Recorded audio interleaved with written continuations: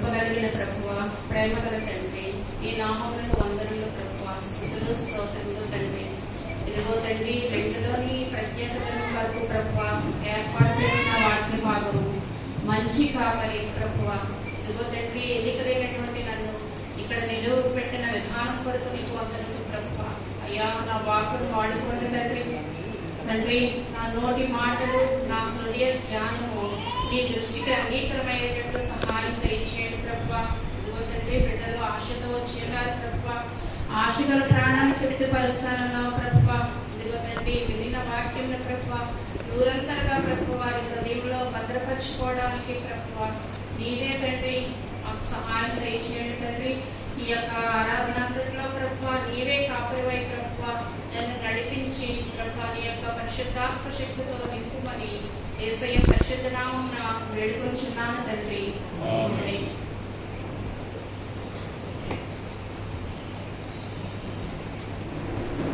ముందుగా దేవాది దేవునికి వందనలు చెల్లిస్తున్నానండి.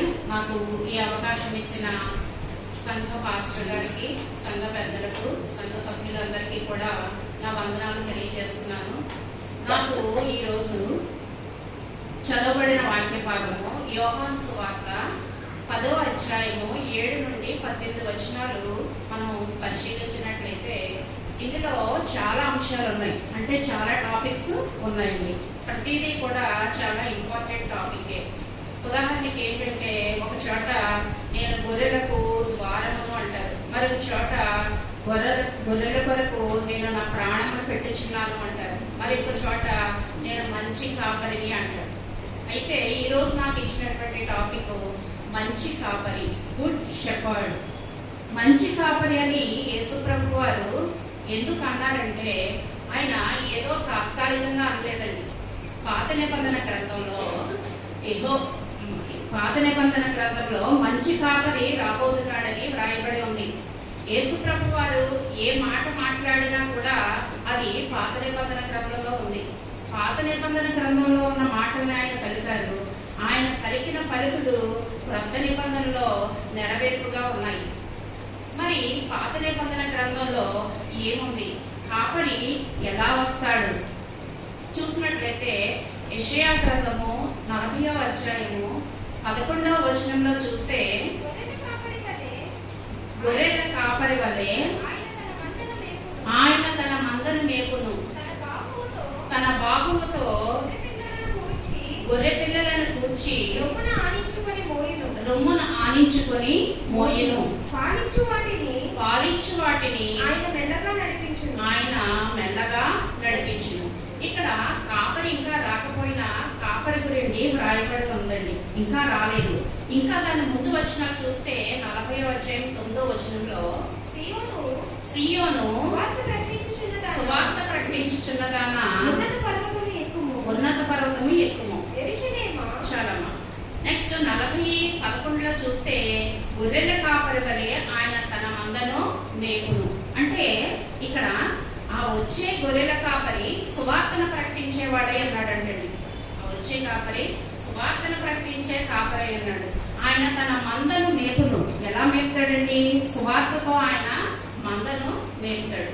మరి యేసుప్రభు వారు నేను గొర్రెలకు కాపరిని అన్నారు కదా, మరి ఆయన సువార్త ప్రకటించారా? మార్కు సువార్త 1వ అధ్యాయము 15వ వచనంలో చూస్తే,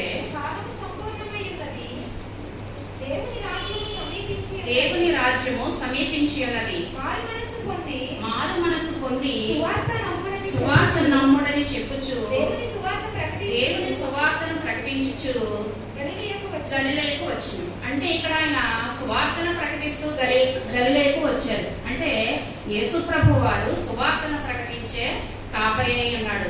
ఇక్కడ పాత నిబంధన గ్రంథంలో సువార్త ప్రకటించేటటువంటి కాపరి వస్తాడు అని వ్రాయబడి ఉంది, కానీ అక్కడ పేరు లేదు.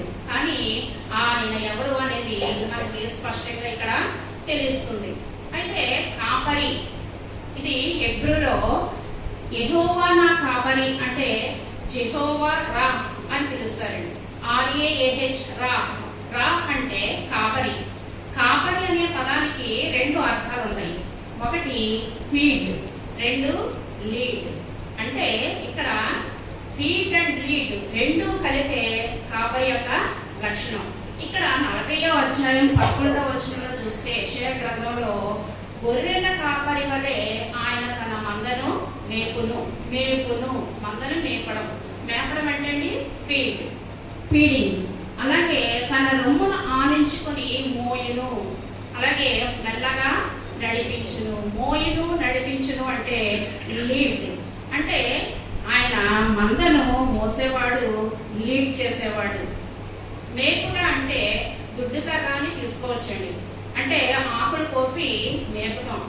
మోయిట లేదా నడిపించుట అంటే దండము. తోడేళ్ల నుండి అలాగే సింహాల నుండి గొర్రెలను కాపాడుతూ వాటిని అవసరమైతే భుజాల మీద మొయ్యాలి. అంటే దండము అంటే ప్రొటెక్షన్, దుడ్డు కర్ర అంటే గొర్రెలకు మేత పెట్టేది, అదే దండము అంటే గొర్రెలను కాపాడేది. మరి మోసేదెవరు, మేపేదెవరు, మోసి నడిపించేదెవరు? ఎవరో మనం తర్వాత వాక్య భాగాల్లో చూద్దామండి. యెషయా గ్రంథము 40వ అధ్యాయము మనం ఇక్కడ చూసినట్లయితే ఇది క్రొత్త నిబంధనకు ప్రారంభం అని చెప్పవచ్చండి. యెషయా గ్రంథం 40వ అధ్యాయము క్రొత్త నిబంధనకు ప్రారంభం. ఎలా అంటే మనకు పరిశుద్ధ గ్రంథంలో 66 అధ్యాయాలు ఉన్నాయి. మొదటి 39 పుస్తకాలు ఉన్నాయి. మొదటి 39 పుస్తకాలు పాత నిబంధన అయితే 27 పుస్తకాలు క్రొత్త నిబంధన. అలాగే యెషయా గ్రంథంలో కూడా 66 అధ్యాయాలు ఉన్నాయి. మొదటి 39 అధ్యాయాలు కూడా పాత నిబంధన గురించి సూచిస్తుంటే తర్వాత నుండి 40వ అధ్యాయం నుండి కొత్త నిబంధన ప్రారంభమవుతుందండి. 40వ పుస్తకం ఏంటి? మత్తయి సువార్త. అంటే 40వ పుస్తకంలో మత్తయి సువార్తలో మొట్టమొదటిగా ఒక ఆయన ప్రత్యక్షమవుతాడు మనకి. ఎవరు ఆయన చూస్తే ఇక్కడ యెషయా గ్రంథం 43లో కూడా ఉన్నదండి. ఒకసారి ఆలకించుడి, అడవిలో ఒకడు ప్రకటించుచున్నాడు. ఎట్లనగా అరణ్యములో యెహోవాకు మార్గము సిద్ధపరచుడి. ఇది ఎవరండి ప్రకటించింది? బాప్తిస్మిచ్చు యోహాను గారు. అంటే యెషయా 40వ అధ్యాయము, మత్తయి సువార్త 40వ పుస్తకం. మనకి యోహాను గారు వచ్చారు ఫస్ట్. యోహాను తర్వాత ఎవరు రావాలండి? యేసు ప్రభు వారు రావాలి. యోహాను అంటాడు యేసయ్యకు బాప్తిస్మం ఇస్తూ, ఇదిగో లోక పాపములను మోసుకొని పోవు దేవుని గొర్రెపిల్ల అంటారు. అంటే గొర్రెపిల్ల ఆయనే, గొర్రెల కాపరి ఆయనే. అంటే యోహాను గారి తర్వాత గొర్రెల కాపరి అయిన యేసు ప్రభు వారు రావాల్సి ఉంది. ఇక్కడ యెషయా గ్రంథము 43లో చూపిస్తే యోహాను గారిని చూపించారు ముందు. 49లో చూస్తే సువార్త ప్రకటించే వారిగా ఉన్నారు.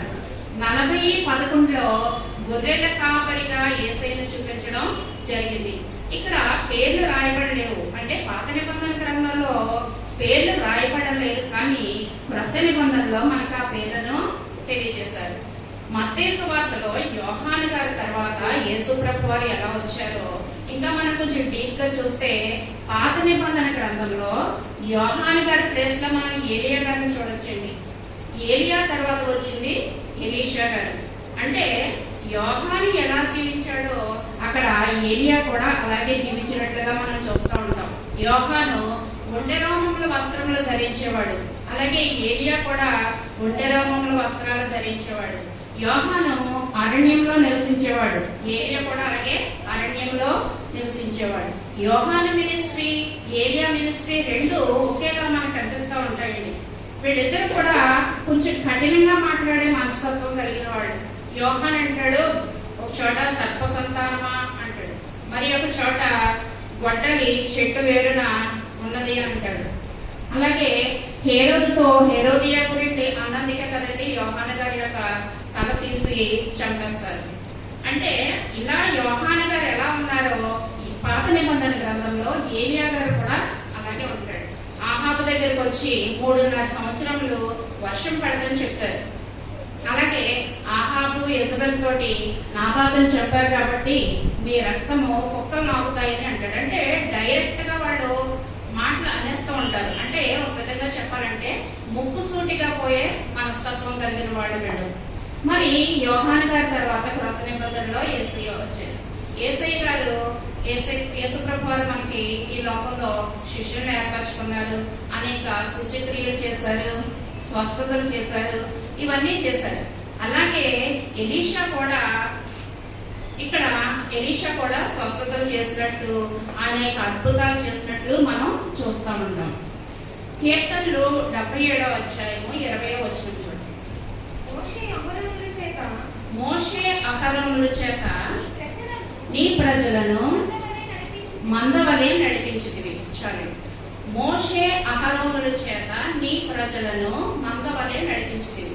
అంటే మోషే మందను నడిపించాడు, అహరోను కూడా మందను నడిపించాడు. మోషే సివిల్ లీడర్ అయితే అహరోను రిలీజియస్ లీడర్ అని చెప్పవచ్చండి. అంటే సివిల్ లీడర్స్ అంటే నాయకులు, రాజులు, న్యాయాధిపతులు, వీళ్ళందరినీ కూడా సివిల్ లీడర్స్ అనొచ్చు. రిలీజియస్ లీడర్స్ అంటే యాజకులు, ప్రధాన యాజకులు, శాస్త్రులు, పెద్ద పరిసయ్యులు, వీళ్ళందరినీ కూడా మనం రిలీజియస్ లీడర్స్ అనొచ్చు. ఇక్కడ ఇద్దరు కాపర్లు అని చెప్తున్నారు. అంటే మోషే సివిల్ లీడర్ అంటే ప్రొటెక్ట్ చేస్తున్నాడు, అంటే దండము. అలాగే అహరోను రిలీజియస్ లీడర్, వారికి ధర్మశాస్త్రాన్ని బోధిస్తాడు, వాళ్ళకి ఆజ్ఞల గురించి చెప్తాడు, అంటే దుడ్డుకర్ర. మోషే దండం అయితే అహరోను దుడ్డుకర్ర. అహరోను మేపుతున్నాడు, అంటే ఫీడింగ్. అలాగే మోషే మోస్తున్నాడు, నడిపిస్తున్నాడు, అంటే లీడ్ చేస్తున్నాడు. కాపరి అంటే మనం ఏమని చెప్పుకున్నామండి, రాహ అంటే కాపరి. ఫీడ్ అండ్ లీడ్ అంటే మేపుట, మోయిట లేదా నడిపించుట. అంటే ఇక్కడ రాజుల్ని, యాజకుల్ని ఇద్దరిని కూడా కాపరులుగా ఇక్కడ మనకి చెప్పినట్టుగా మనం చూస్తున్నామండి. ఇంకా కాపరి గురించి పాత నిబంధన గ్రంథంలో చూసినట్లయితే ఆదికాండము 49వ అధ్యాయము 24వ వచనం.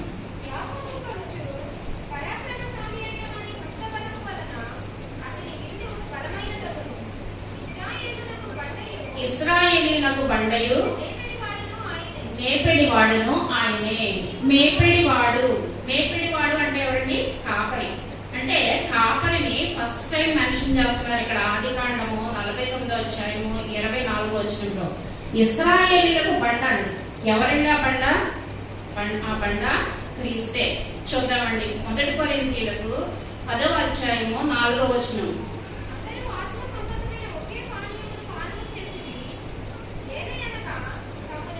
తమ్మును వెంబడించిన ఆత్మ సంబంధమైన బండలోనిది త్రాగరి. ఆ బండ క్రీస్తే.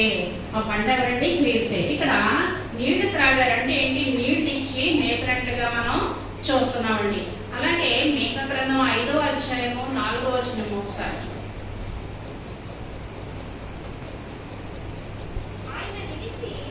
యెహోవా బలము పొంది తన దేవుడైన యెహోవా నామ మహాత్మ్యమును బట్టి తమ మందను మేపును. ఎవరండి మేపేది? ఆ పైన వచనం చూస్తే 5:2 చూడండి ఒకసారి. బెత్లెహేము ఎఫ్రాతా యూదా వారి కుటుంబంలో నీవు స్వల్ప ప్రాణమైనను నా కొరకు ఇశ్రాయేలీయులను పరిపాలించేవాడు నీలో నుండి వచ్చును. అంటే పుట్టబోయేటటువంటి యేసయ్య మందను మేపుతాడంటండి. అంటే మందను మేపడం అంటే ఆయనే కాపరి. పాత నిబంధనలో పేరు లేకపోయినా ఆయనే కాపరని మనకు చాలా స్పష్టంగా తెలుస్తుంది. ఇంకా కాపర్ల కోసం పరిశుద్ధ గ్రంథంలో రాయబడిన చాలా ముఖ్యమైన గొప్ప పుస్తకం ఏదంటే యెహెజ్కేలు గ్రంథం. యెహెజ్కేలు గ్రంథం 34వ వచనం ఒకసారి తర్వాత అందరూ చదవండి. అయితే ఇందులో ఏంటంటే మంచి కాపర్ల కోసం, చెడ్డ కాపర్ల కోసం కూడా వ్రాయబడి ఉంది. మంచి కాపరి గొర్రెలను మేపుతాడు, వాటికి ప్రొటెక్షన్ ఇస్తాడు, అవసరమైతే గొర్రెల కోసం ప్రాణం పెడతాడు అని వ్రాయబడి ఉంది. అలాగే దొంగ కాపరి కోసం, దొంగ కాపరి జీతగాడు కాబట్టి తోడేళ్ళు అవి వస్తే విడిచిపెట్టి, మందరు విడిచిపెట్టి వెళ్ళిపోతాడు అని వ్రాయబడి ఉంది. ఇంకా ఈ అధ్యాయంలో దేవుడు చాలా కఠినంగా మాట్లాడతాడు.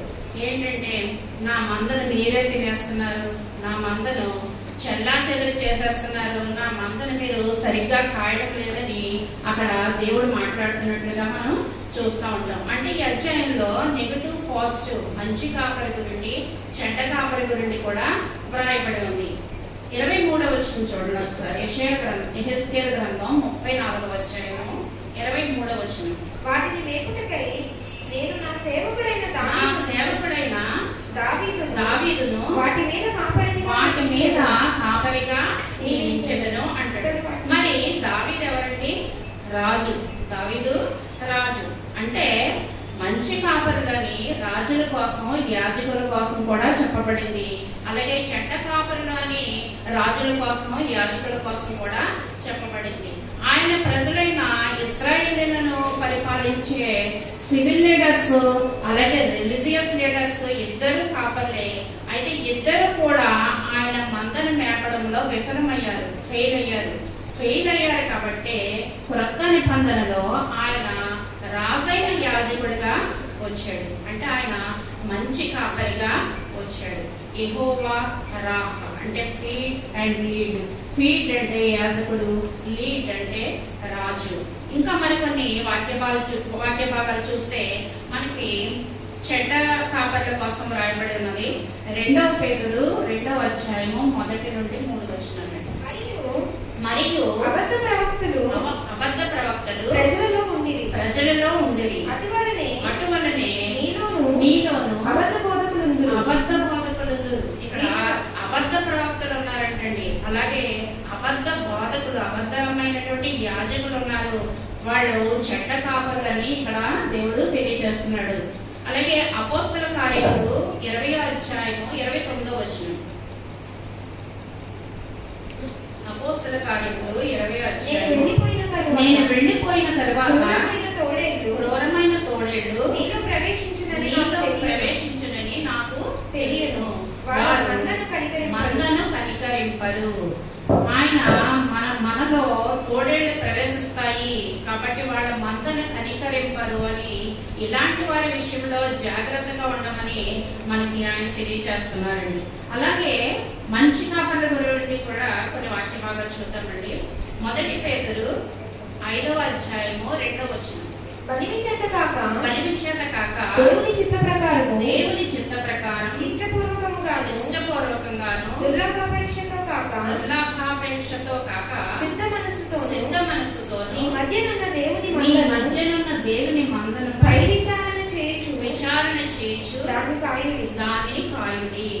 అంటే ఇక్కడ చాలా ఇష్టపూర్వకంగా సిద్ధ మనస్సు కలిగి దేవుని మంద మీద విచారణ చేస్తూ వాటి యొక్క యోగక్షేమాలు అడుగుతూ వాటిని మందని కాయమని ఇక్కడ మంచి కాపరుల గురించి చెప్తున్నారండి. అలాగే 1 పేతురు 5:4లో ప్రధాన కాపరి ప్రత్యక్షమైనప్పుడు మీరు వాడవారిని మహిమ కిరీటం పొందుదురు. అంటే మందను బాగా కాచిన వారికి యేసయ్య వచ్చినప్పుడు మహిమ కిరీటం ఇస్తానంటున్నాడండి. అంటే ఎంత గొప్ప ధన్యతండి. వాడవారిని మహిమ కిరీటం ఇస్తానంటున్నాడు. అలాగే లోకసువార్త 19:10లో చెప్తాడు జక్కయ్య దగ్గర, నశించిన దానిని వెతికి రక్షించుటకు మనిషి కుమారుడి లోకానికి వచ్చినను అంటాడు. అంటే ఇవన్నీ కూడా మంచి కాపరి యొక్క లక్షణాలు. మరి మంచి కాపరి, అదే గొర్రెల కాపరి యొక్క లక్షణాలు ఏంటో ఒకసారి చూద్దామండి. యోహాను సువార్త 10వ అధ్యాయం 4వ వచనం చూస్తే, మరియు అతడు తన సొంత గొర్రెలన్నిటినీ వెలుపలికి నడిపించినప్పుడల్లా వాటికి ముందుగా నడుచును. మందకు ముందుగా నడుస్తాడట. గొర్రెల కాపరి యొక్క లక్షణాలు చూస్తే మొదటిగా మందకు ఆయన ముందుగా నడుస్తాడట. ఎందుకు కాపరి మందకు ముందుగా నడుస్తాడు? గొర్రెలు చాలా తెలివి తక్కువగా ఉంటాయి. మనం అనుకుంటాం చాలా తెలివైన వాళ్ళమని, కానీ మన తెలివి కొంతవరకే, పరిమితమే, విస్తారంగా మనం ఆలోచించలేము. అయితే మందను నడిపించే టైంలో గొర్రెల కాపరి గొర్రెలు ఎక్కడ వెళ్తూ ఉంటాయండి? పచ్చిక గల చోట్లకు వెళ్తూ ఉంటాయి. అంటే కొండల మీదకి, లోయల మీదకి, అలాగే నీళ్లు తాగడానికి కాలువల దగ్గరికి వెళ్తూ ఉంటాయి. ఇలా వెళ్ళేటప్పుడు అక్కడ ముళ్ళ పొదలు ఉండొచ్చు, రాళ్ళు ఉండొచ్చు, గుంటలు ఉండొచ్చు. వీటిలన్నింటిలోని పడిపోయి అవి ఆగిపోతూ ఉంటాయి. కాబట్టి గొర్రెల కాపరి ఏం చేస్తాడంటే ముందుగా ఆయన నడుస్తూ తన యొక్క గొర్రెలను పడిపోకుండా, ఆగిపోకుండా ముందుకు సాగడానికి ముందుగా ఆయన నడుస్తూ ఉంటాడు.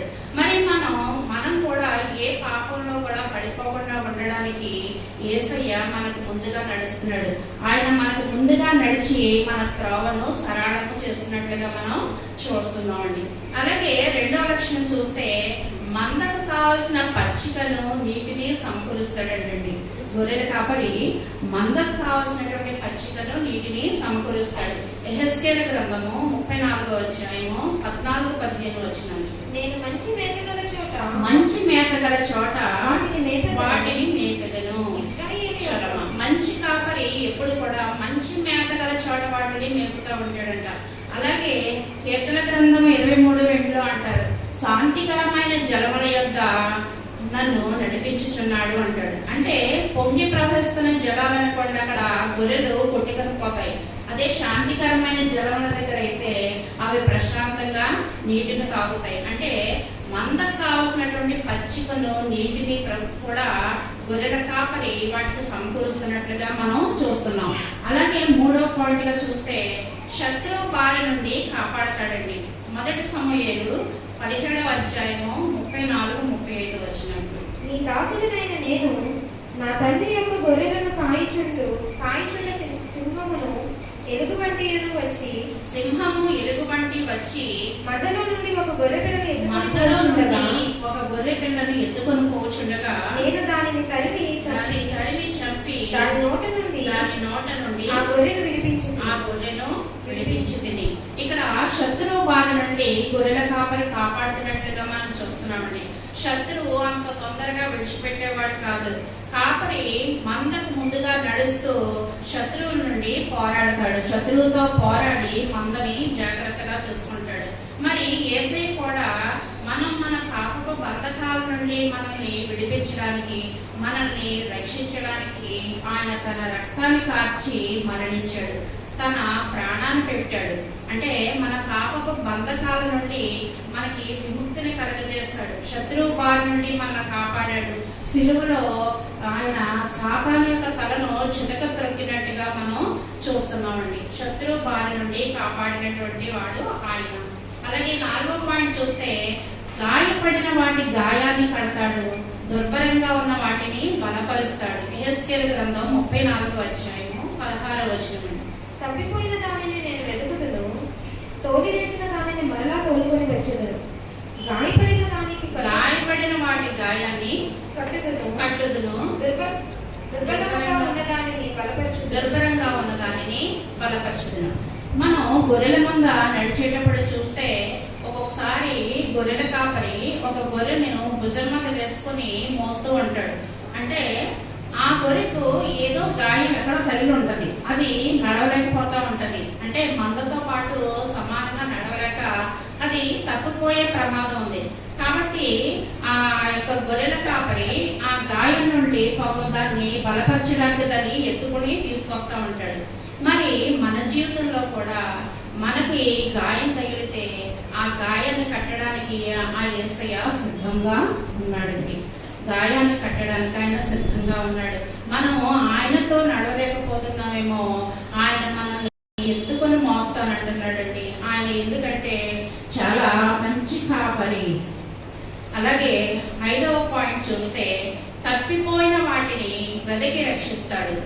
మత్తయి సువార్త 18వ అధ్యాయము 11-13 వచనాలు. ఒక మనుషునికి 100 గొర్రెలుండగా వాటిలో ఒకటి తప్పిపోయిన ఎడల 99 కొండల మీద విడిచిపెట్టి 99 కూడా కొండ మీద విడిచిపెట్టి తప్పిపోయిన దానిని వెతకడా. అంటే ఇక్కడ ఒక మనిషే వెతుకుతున్నాడండి. ఒక గొర్రె తప్పిపోతే ఆ 99 కూడా కొండ మీద విడిచిపెట్టి ఆ ఒక్క గొర్రె కోసం వెళ్తున్నాడు. మరి మన దేవుడు ఆయన చాలా మంచి కాపరిని అంటున్నాడు. మరి ఆయన మనల్ని వెతకడా? మరి మనం తప్పిపోతే మనల్ని వెతుక్కుంటూ వస్తానని చెప్తున్నాడు ఆయన. మరి ఎగ్జాంపుల్ చూస్తే పచ్చిగా ఉన్న చోట కాపరి కూర్చుంటే మంద ఏం చేస్తూ ఉంటుందండి, మేస్తూ ఉంటది. అయితే ఇక్కడ కొన్ని గొర్రెల మంద ఉన్నది. ఆ మందకి ఒక దూరంగా ఒక పచ్చని చెట్టు కనిపించింది. గొర్రెకి అక్కడికి వెళ్ళింది. మందని విడిచిపెట్టి అక్కడికి వెళ్ళి అది ముళ్ళ కంచెలో చిక్కుకుపోయింది. అయితే కాపరి లేచాడు. ఒక రకమైనటువంటి శబ్దం చేస్తూ గొర్రెను పిలుస్తాడు. ఆ శబ్దం వాటికి అలవాటు కాబట్టి కాపరి వెళ్తాం పదండి అనగానే మిగిలిన మంద అంతా కూడా వెళ్ళడానికి సిద్ధంగా ఉన్నాయి. కానీ ఈ గొర్రె మాత్రం రాలేకపోయింది. ఎందుకు రాలేకపోయిందండి? ఇది ముళ్ళ కంచెలో చిక్కుకుపోయింది. ఏం చేయాలి ఇప్పుడు? ఇది వాడు పిలవాలి, కాపరి నేను ఇక్కడ చిక్కుకుపోయాను, నన్ను రక్షించు అని ఆ గొర్రె పిలవాలి. అలాగే మనం కూడా మన జీవితంలో అనేకమైనటువంటి పాపపు ముళ్ళల్లో, ముళ్ళ కంచెల్లో, మనం బంధకాల్లో చిక్కుకొని పోయామేమో. ఈరోజు మనం కూడా ఆయన్ని పిలవాలి. యేసయ్యా, నేను తప్పిపోయాను, నన్ను నీ స్వరం వెళ్ళలేకపోతున్నాను, నేను నిన్ను వెంబడించలేకపోతున్నాను, నేను నీతో నడవలేకపోతున్నాను అని పిలవాలి.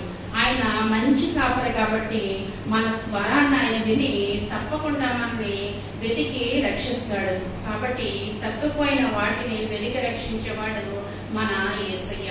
అలాగే 6వ పాయింట్గా చూస్తే ఎల్లప్పుడూ గొర్రెలతో సహవాసం చేసే అనుభవం కాపరికి ఉంటుంది.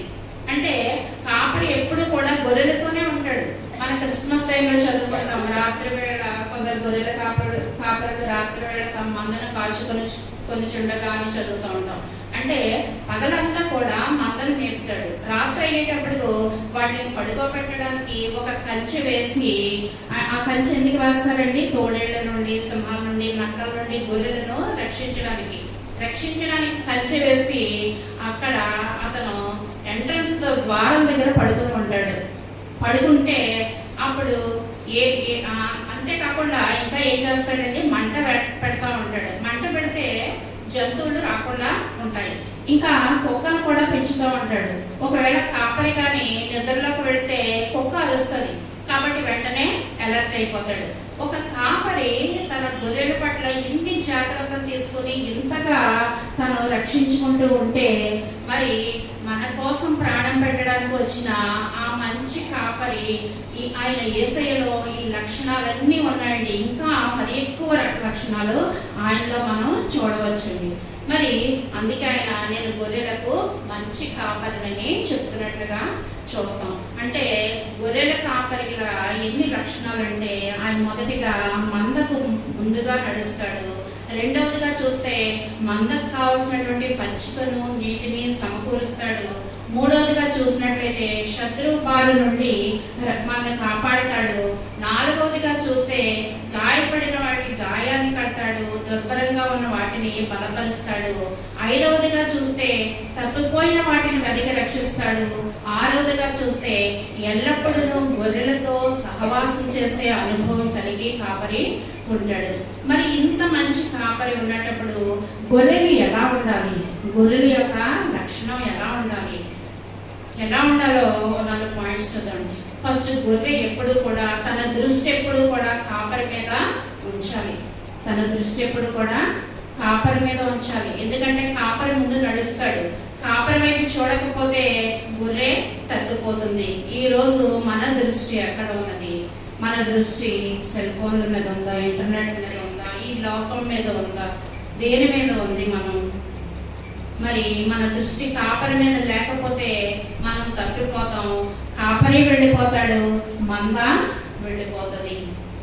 కాపరి వెళ్ళిపోతాడు, మంద వెళ్ళిపోతుంది. ఫర్ ఎగ్జాంపుల్, ఒక 100 గొర్రెలు ఉన్నాయి. మంద అంతా ఒకే చోట మేస్తుంది. ఒక గొర్రెకి మందను నడిపించుకుంటూ కాపరి వెళ్తున్నాడు. ఒక గొర్రెకి మాత్రం దూరంగా ఉన్న చింత చెట్టు కనిపించిందండి. చింతాకంటే దానికి ఇష్టం, చింతాక మీద అట్రాక్షన్, వెళ్ళిపోయింది. మందను విడిచిపెట్టి వెళ్ళిపోయింది. క్రూర మృగానికి బలైపోయింది. మరి మనం కూడా మన జీవితంలో అనేక పాపాలు, అబద్ధాలు, మోసాలు ఏవైనా సరే ఇవన్నీ కూడా దుష్టుడు వేసే ప్లాన్స్. మనం వాటిలో చిక్కుకుపోయామా మనం దుష్టుడికి బలి అయిపోవలసి వస్తుంది. గొర్రె కాన్సన్ట్రేషన్ అంతా కాపరి మీదే ఉండాలి. కాపరి కూర్చున్నాడా మేయాలి, కాపరి లేచాడా అలర్ట్ అయిపోవాలి, రెడీగా ఉండాలి, కాపరిని ఫాలో అవ్వాలి. లేదంటే తప్పిపోతాం. మన కాన్సన్ట్రేషన్ అంతా కూడా మన కాపరి మీదే ఉండాలి. మన కాపరి అయిన యేసయ్య వైపే మన కాన్సన్ట్రేషన్ ఉండాలి. రెండవదిగా చూస్తే తరచుగా గొర్రెల కాపరి స్వరం వినాలి. గొర్రెల కాపరి యొక్క స్వరం వినేవాడుగా ఉండాలి. ఖచ్చితంగా మనం యేసయ్య స్వరం వినాలి. ఆయన స్వరం విని ఆయన మాటలు వినే అనుభవం మనకి ఉండాలండి. మూడవదిగా చూస్తే ఆయన స్వరాన్ని విని ఆయన్ను వెంబడించాలి. లేదంటే మనం ఎక్కడే ఉండిపోతామండి. ఆయన వెంబడించాలి. కాపరితో ఉంటేనే మనం సేఫ్గా ఉంటాం. కాపరి కావలసినటువంటి మంచి ఆహారం ఇస్తాడు, మనకి మంచి ప్రొటెక్షన్ ఇస్తాడు, అవసరమైతే తన ప్రాణాన్ని మనకి బలిగా పెడతాడు. మరి మనం యేసయ్యను వెంబడించాలి. ఆయన వెంబడిస్తేనే మనకి పరలోకంలోనే స్థానం ఉంటుంది. మనకి ఆ నిత్య జీవంలో మనం వారసులు అవ్వడానికి మనకు ఉంటుంది. కానీ మనలో కొన్ని గొర్రెలు బుద్ధిహీనతతో ఉన్నాం. మరి మనం ఎలా ఉన్నాం ఈరోజు మనం ఆలోచించుకోవాలి. ఈ లోకంలో ఉన్న అట్రాక్షన్స్ కి మనం ప్రభువుని వెంబడించలేకపోతున్నామా? కాలు అనే శోధనలు వచ్చినప్పుడు మనం దాటలేక అక్కడే నిలబడిపోతున్నామా? లేదా బంధకాలు శ్రమలు అనే ముండ్ల పొదలు వచ్చినప్పుడు వాటిలో ఇరుక్కుపోతున్నామా? ఆలోచించాలి. ఈరోజు మనం కంపల్సరీగా ఆలోచించి ఆయన్ని వెంబడించి ఆయన్ని వెతికేటటువంటి గొర్రెలుగా ఉండాలని ఆయన కోరుకుంటున్నాడండి. ఇంకా ఇప్పటి వరకు పాత నిబంధన గ్రంథంలో మనము ఆయన గొర్రెల కాపరిగా రావడం గురించి చూస్తాము. అలాగే ఆయన లక్షణాలు అన్ని మనం తెలుసుకున్నాము. మరి కొత్త నిబంధనలో ఆ నెరవేర్పు ఎలా జరిగింది? కీర్తనలు 23వ అధ్యాయము 4వ వచనము ఒకసారి చూడండి. గాఢాంధకారపు లోయలో నేను సంచరించినను ఏ అపాయమునకు భయపడను. నీవు నాకు తోడైయుందువు. నీ దుడ్డు కర్రయు నీ దండమును నన్ను ఆదరించును. ఇక్కడ దుడ్డు కర్ర అంటే యాజకుడు ఆహారం పెట్టేవారండి, వాక్యం బోధించేవారు. దండం అంటే సింహాల నుండి తోడేళ్ళ నుండి కాపాడేవారు, అంటే న్యాయాధిపతులు, రాజులు. కాపరి అంటే మనం ఏం చెప్పుకున్నామండి? రాజులు, యాజకులు కూడా చెప్పుకున్నాం. మరి యేసు ప్రభు వారు నేను గొర్రెలకు మంచి కాపరిని అంటున్నారు. మరి ఆయన రాజా, యాజకుడా? యేసుప్రభు వారిని సిలువ వేసే ముందు పిలాతు దగ్గరికి తీసుకొచ్చారు. అప్పుడు పిలాతు అడుగుతున్నాడు, నీవు రాజువా అని అడిగాడు. అప్పుడు ఆ యేసయ్య ఏమైనా సమాధానం చెప్పారండి? నీవు అన్నట్లే అన్నారు. అంటే నేను రాజునే అని చెప్పారు. మరి యేసుప్రభు వారు ఎలా వచ్చారు? రాజుగా వచ్చారా? మరి రాజుగా వస్తే ఆయన సింహాసనం మీద కూర్చోవాలి. మరి ఆయన సింహాసనం మీద కూర్చున్నారండి? లేదు. మరి మరియమ్మ దగ్గరికి గాబ్రియల్ దూత వచ్చి ఏమని చెప్తుంది? దావీదు సింహాసనం మీద, నీ పుట్టబోయేటటువంటి కుమారుడు దావీదు సింహాసనం మీద కూర్చుంటాడని చెప్పింది. చెప్తే మరియమ్మ చాలా సంతోషపడింది. నాకు పుట్టబోయేటటువంటి కుమారుడు రాజు దావీదు సింహాసనం మీద కూర్చుని అందరినీ నడిపిస్తాడు అనుకుంది. నడిపించడం అంటే మోయడం అండి. మోయడం, మోస్తాడు అందరినీ అనుకుంది. మరి ఏంటా మోయడం? యెషయా గ్రంథము 9వ అధ్యాయము 6వ వచనంలో చూస్తే, ఏలయనగా మనకు శిశువు పుట్టెను, మనకు కుమారుడు అనుగ్రహింపబడెను, ఆయన భుజం మీద రాజ్యభారం ఉండును. ఆయన భుజం మీద ఏముంటుందండి? రాజ్యభారం ఉండును. అంటే ఏంటండి? మందను మోయును, మందను నడిపించును. ఆయనే రాజు, ఆయనే రాజు. 8వ రోజున మరియమ్మతో సిమియోను దేవాలయంలో ఏమన్నాడండి? నీ గర్భంలోండి ఒక ఖడ్గం వెళ్ళిపోతుంది అన్నాడు. అంటే నీ కుమారుడు చనిపోతాడు అని చెప్పాడు. మరి యేసయ్య రాజా లేకపోతే చనిపోయేవాడా? సంవత్సరానికి ఒకసారి ప్రధాన యాజకుడు ప్రజల యొక్క పాపాల నిమిత్తం ఆయన రక్తాన్ని తీసుకుని అతి పరిశుద్ధ స్థలంలోకి వెళ్ళాలండి. అలా వెళ్ళేటప్పుడు ఆయనలో ఏదైనా పాపం ఉంటే అతను వెంటనే చనిపోతాడు. ఆ ప్రధాన యాజకుడు చనిపోతాడు. మరి యేసు ప్రభు వారు ఎందుకు చనిపోయారు? మరి ఆయన ప్రధాన యాజకుడే కదా. ఆయన తన స్వరక్తముతో పరిశుద్ధ స్థలంలోకి ప్రవేశించాడు. అంటే యేసు ప్రభు వారే ప్రధాన యాజకుడు. రెఫరెన్స్ చూద్దామండి. హెబ్రీయులకు రాసిన పత్రిక 8వ అధ్యాయము 2వ వచనం.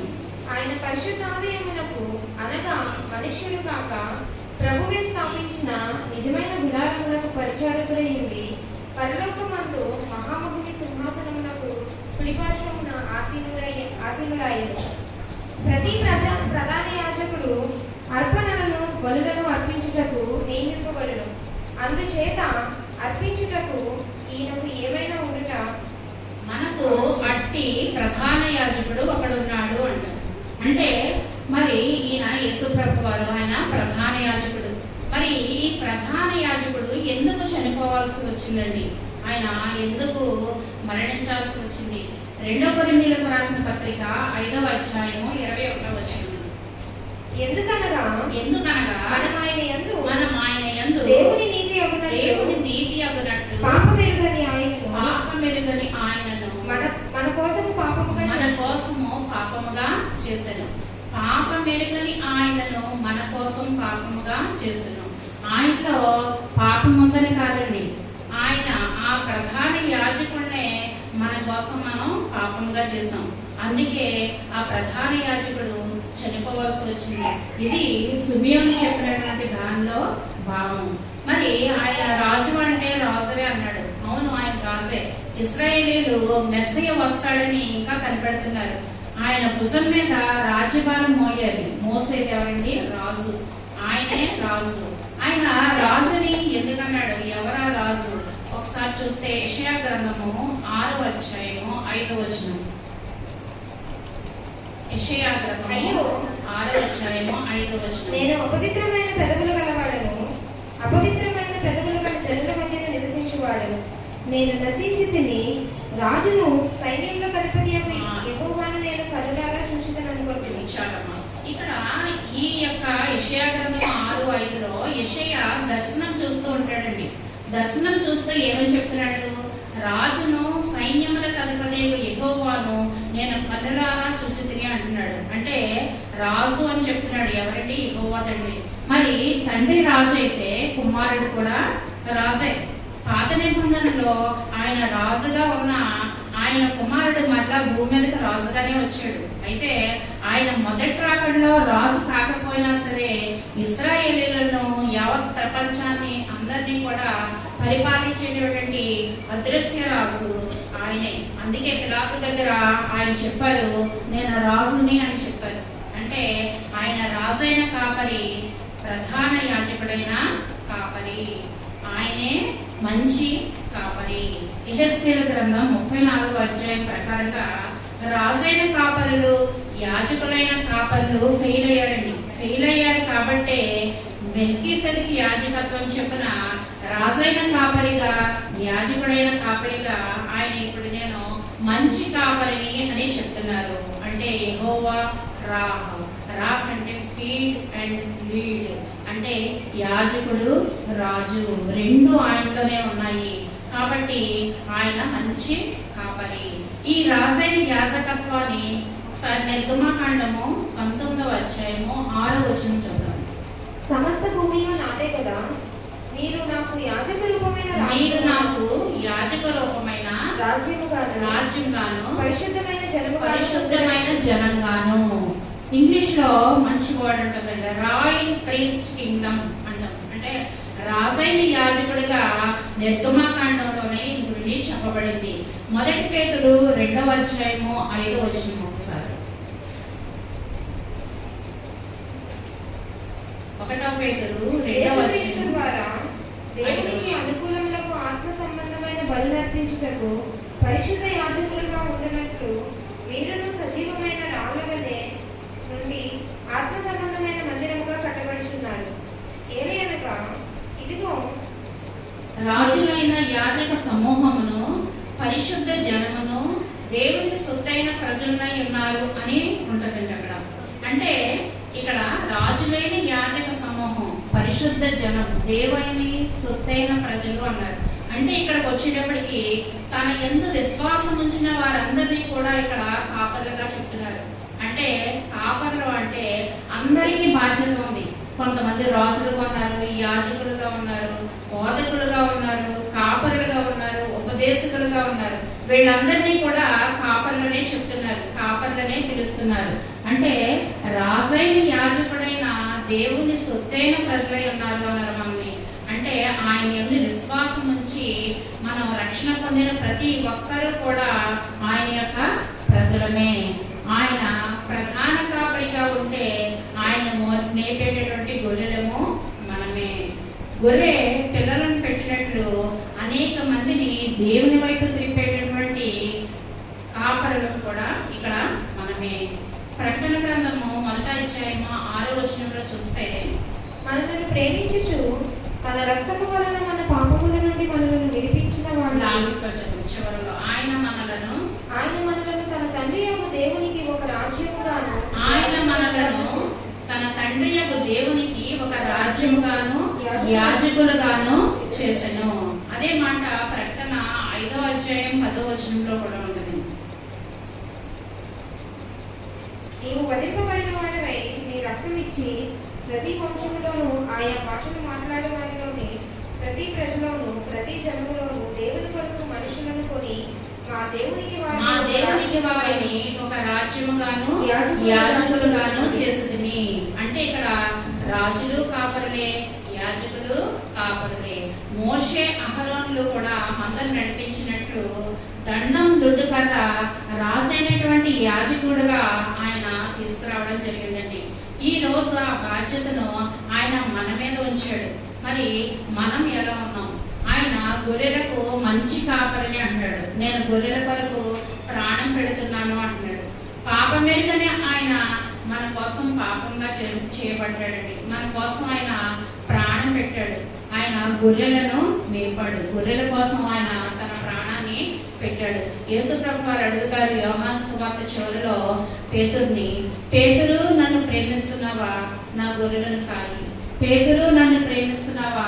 నా గొర్రెలను మేపు అని అడుగుతా ఉంటున్నారు. పేతురుని అడిగారు, ఇప్పుడు మనల్ని అడుగుతున్నారండి.